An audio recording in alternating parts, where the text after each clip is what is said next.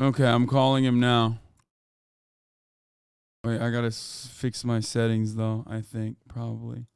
Hassan, what's going on, brother? What's going on, DJ Akademiks? Chilling, man. The way you said my name, I could already tell.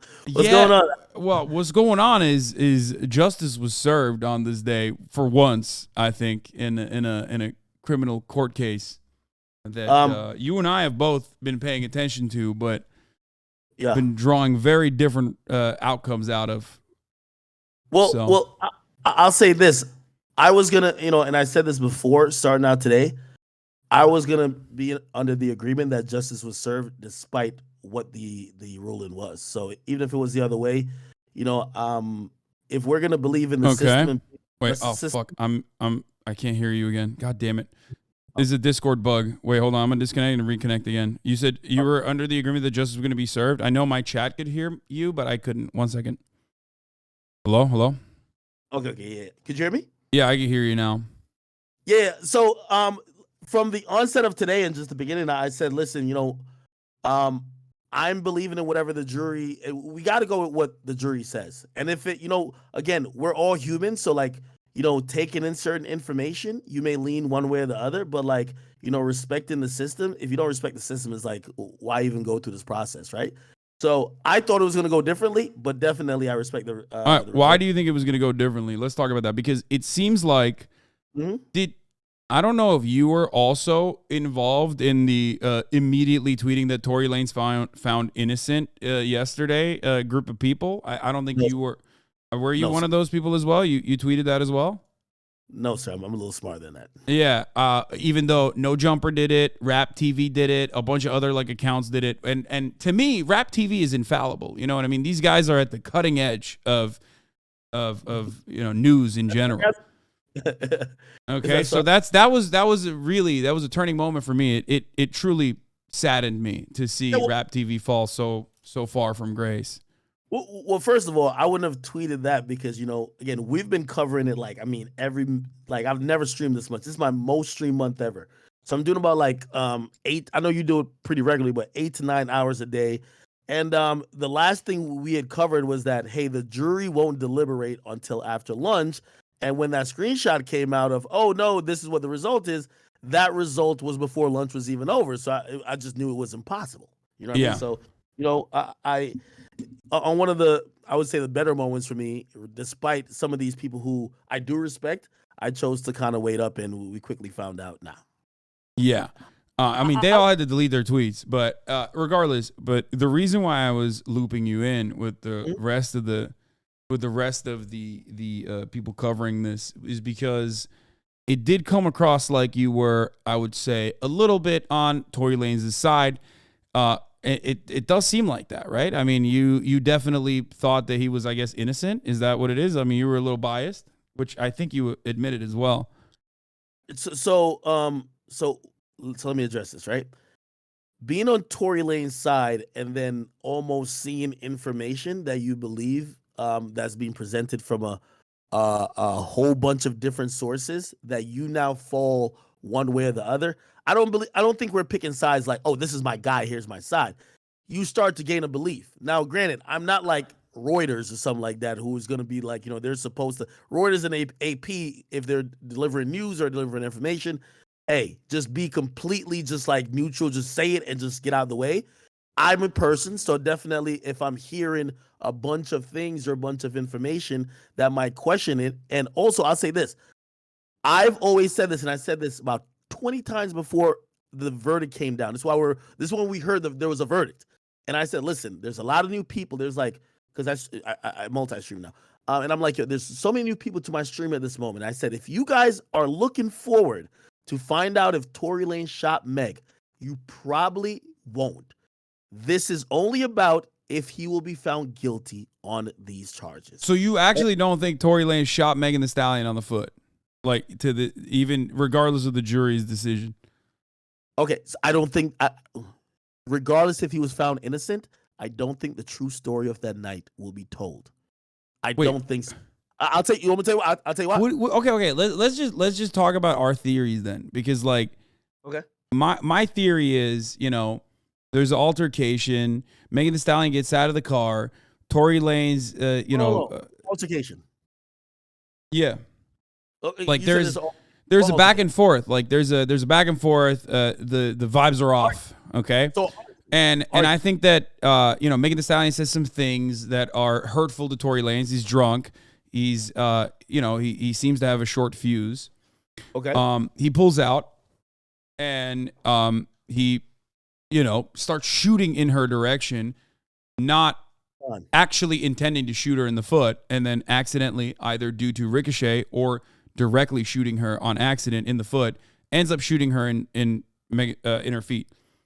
Okay, then I think Kelsey also tries to intercept and has her hair pulled, and I think there was a fight between her and Tory Lanez as well. Now it's not like Tory Lanez is a very big dude, you know what I mean? So hold on. So again, I know people are gonna accuse me of it feels like you had a side. I've always had a side of saying, hey, listen, when I start seeing, for example, the whole narrative Tory did it, then when I started having some skepticism when there was reports that there was gunpowder residue found on both of them. Yeah, right. On both Kelsey and Tory Lanez. Yeah, that's true. Then apparently there was a fight between Kelsey and Meg that might be centered around a man. Now, here's the point. I'm going to go off what you just said, because that's what the prosecutor was saying. By the way, again, I'm not sitting here saying I do not accept what the jury has said, but we're going to just talk about narrative. And again, you're a very smart person. And I want to know what your assumption of what that night is, because we're both working off of assumptions. No, you're right. But I'm going to ask you about the assumption that you just said. Do you really think that in any situation, or maybe do you know anyone that if they were insulted about their music, they would just pull out a gun and shoot someone? No, but I also don't think that, do you think Tory Lanez pulled up on Dax after he, he did pull up on him, but do you think he threatened Dax a couple years back when he had a song about him, when he dissed him? Yes, but that's a whole different situation. But yes, I'm following. Well, the reason why I bring that up is because I feel like he has a short fuse, if you will, and maybe he was drunk and felt insecure. Pulling up on Dax, right? Versus a woman saying your music sucks and you pulling out a gun. And even though we both agree that Tory is probably smaller than Meg, your first line that is true. Your first line of after you're offended is to shoot her. I'm asking you, Hassan, okay? Do you think that if you were on the jury and that's the only story that you could hear on why he shot her, would you be like, well, makes sense? Yeah, I think they had a scuffle in the car. They had an altercation in the car. He was drunk and he came out and he shot in the vicinity, not realize. I think he wanted to put the fear of God in her and reacted in an insane way. But yeah, I do think that. I think that he got out of the car and shot at her. And, yes. And this is where, some of the, some of these details might elude you because, I'm not too sure how closely you've been paying attention to it.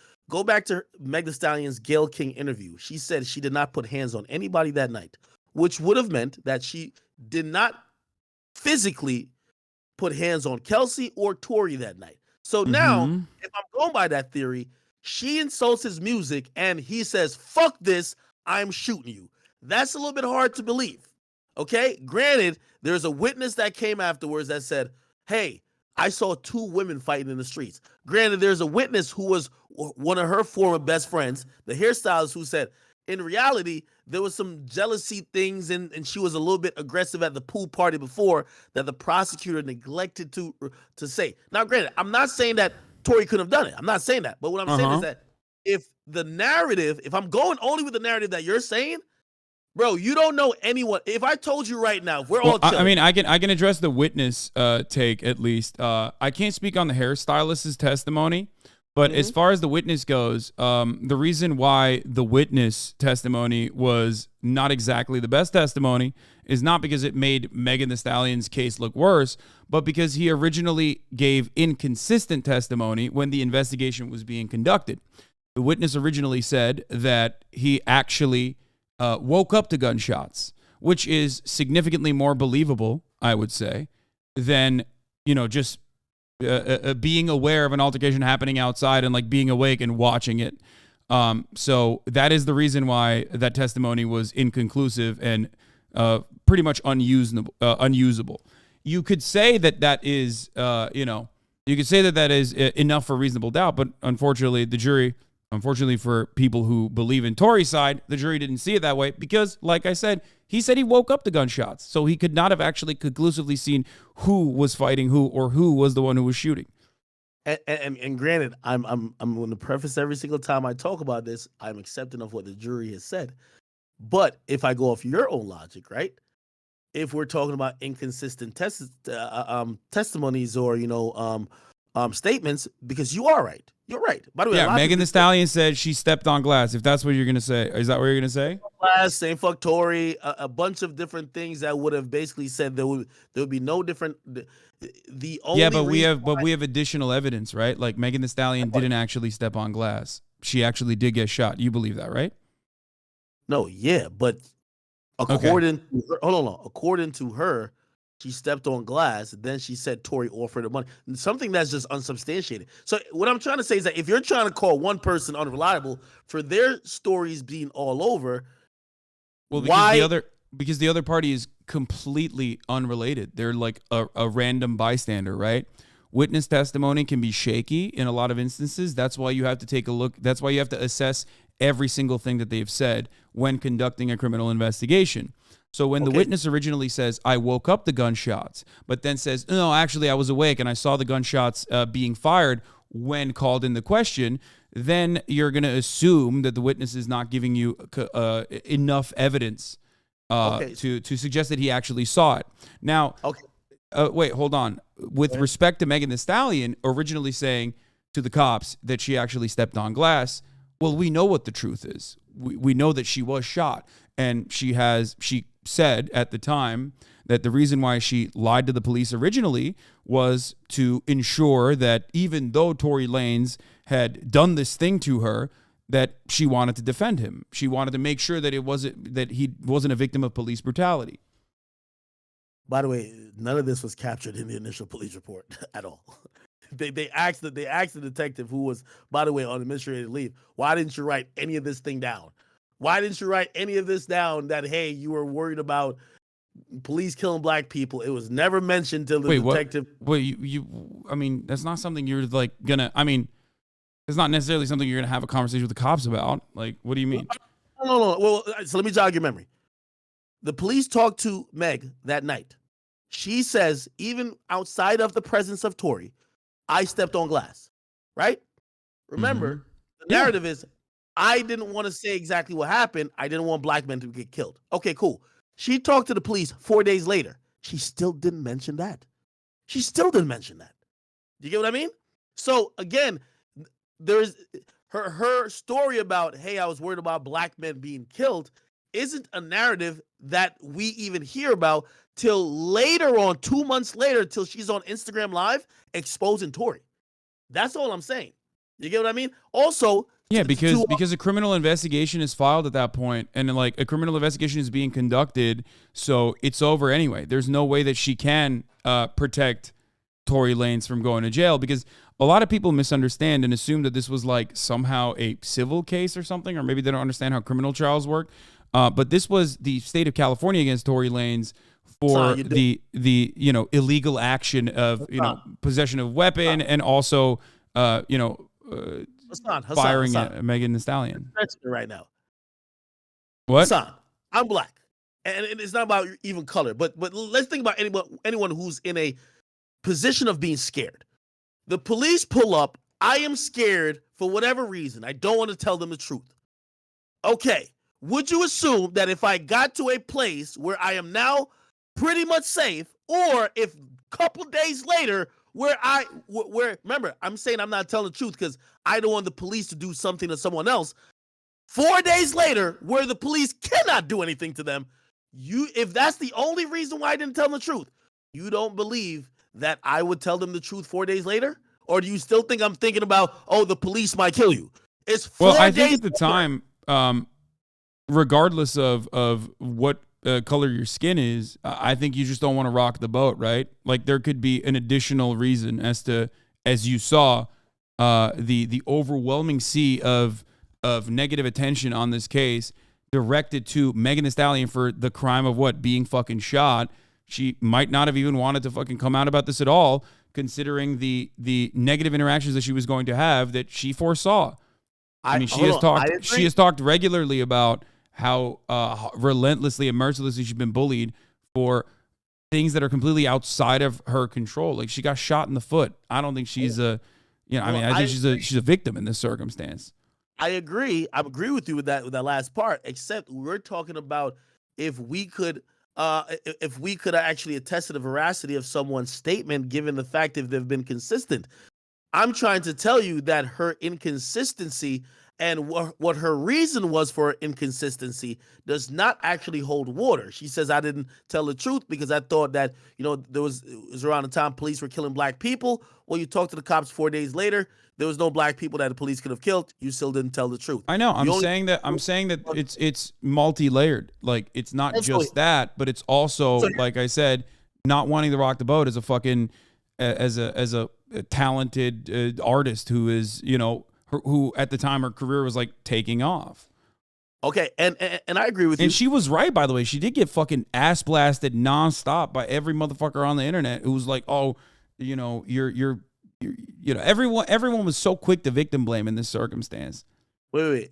So we're gonna act like she didn't win the most awards we've ever seen her win in her whole career? No, I think she is. She is very talented, and she is popping off. But let's be real. I mean, throughout the duration of this trial, everybody basically turned her out to be the villain of the story for falsely accusing Tory Lanez. That is what everyone said. I mean, you have inferred it. Your title right now is Meg lying ? So like a lot of people who got their notes felt a little confused at the end of this verdict. They literally were like, how the fuck did this happen? Because they were so looking at this from a one-sided perspective. Do you think I'm in the majority? And also, if that was the case, Tory wouldn't be crying about getting blackballed. If the majority was on the side that, no, Meg's lying, and it's just all about Tory wouldn't be getting his music completely blackballed for the last 2 years, except for the last couple months. The last couple months they started love. He's not. I can't speak on Tory's music career because I'm not necessarily too fond of his music. I'm not going to sit here and be like, oh man, he's great. Like I feel like he had some hits in 2016, and that's pretty much it. You know what I mean? In the hip hop community, he's a very popular artist that works with everyone. His career definitely took a turn and suffered because of lack of support from DSPs, from festivals that didn't want to put him on it. And again, my whole thing was this, right? And is he?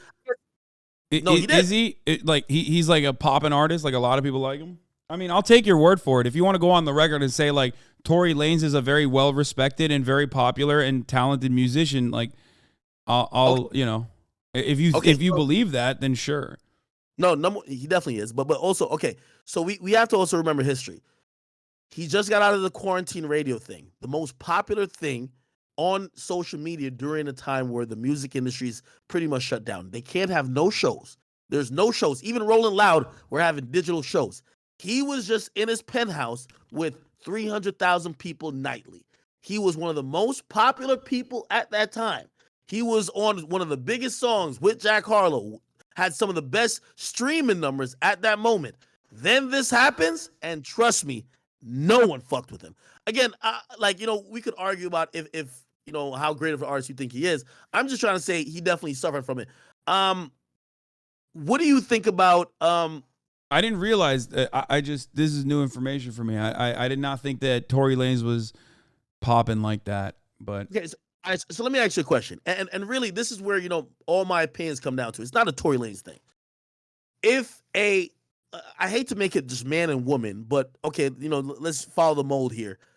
If a man is accused of doing something to a woman and they vehemently deny, right? Mm-hmm. And there is sort of, room for doubt, right? And again, this is now a criminal thing, which means that this is going to get litigated at some point or another. Well, it's a criminal thing because gunshots were fired, and Kelsey at the time also corroborated Megan Thee Stallion's testimony, saying that it was Tory Lanez who shot Megan Thee Stallion. So remember, that's a very important piece of the puzzle that we're completely forgetting to cover here. It's not like the criminal. Look, busting right now. I'm just talking in general. It doesn't matter. Like we granted, gunshots or not.